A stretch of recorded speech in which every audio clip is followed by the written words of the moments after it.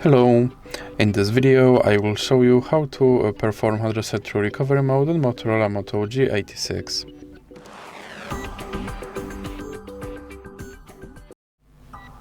So you have to start by powering off your device.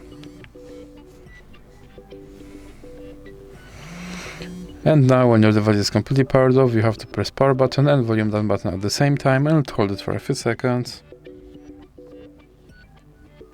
And here from this menu you have to use volume buttons to find recovery mode and then press power button.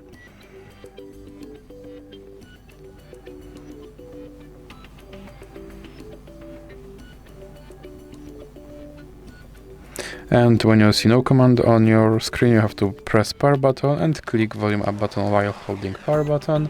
And now use volume buttons and move to wipe data factory reset and press power button, and then move to factory data reset and press power button again.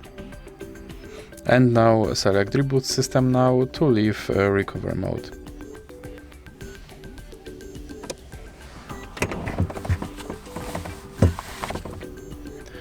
And as you can see, my device is now back to its factory settings and I have to perform phone setup all over again. So that's it for this video. If you liked it, please remember to leave a like and subscribe.